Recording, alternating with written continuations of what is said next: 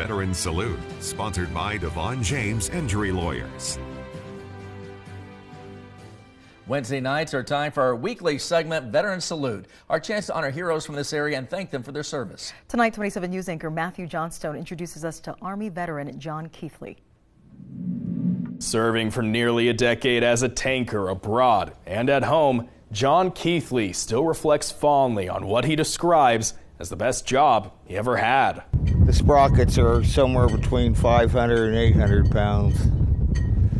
The track itself weighs 2.5 tons.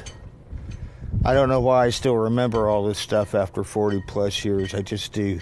Once a tanker, always a tanker for John Keithley.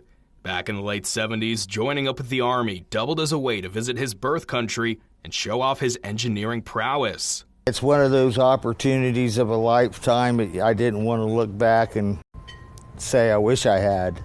Making the grade, as John puts it, wasn't easy. A lot of his fellow classmates in tank school didn't cross the finish line.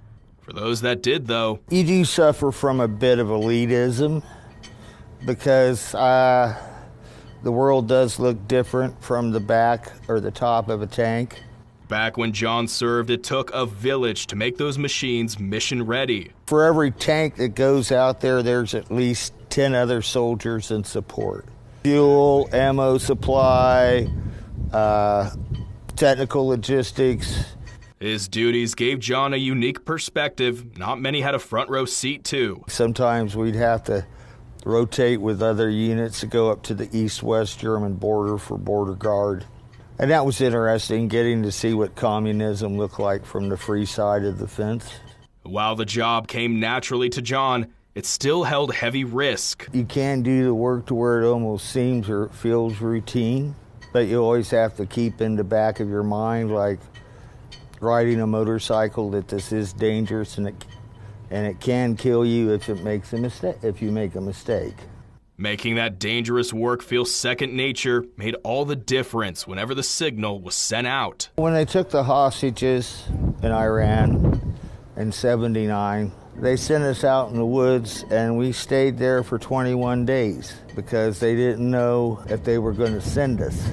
It's been Army military protocol that when stuff goes bad, sometimes the best thing to do is to ship in a bunch of tanks and attack helicopters and make a statement about show of force. These days, John is keeping that tanker spirit alive and well. As a hobby, he restores motorcycles and convertibles. Working for you, Matthew Johnstone, 27 News. And we highlight veterans in our community every week, just like John. So if you know someone we could feature in this segment, please check the Veteran Salute section at KSNT.com. And sharing their story isn't the only way we honor these heroes, because each and every week, the featured vet receives a gift. Take a look. The DeVaughn James Injury Lawyer is here with our Veteran of the Week, and that's E5 John Keithley, who served our country in the United States Army and the Tank Corps. On behalf of all of Kansas, thank you so much for your service. Thank you so much, sir, and it was an honor and a privilege to be so.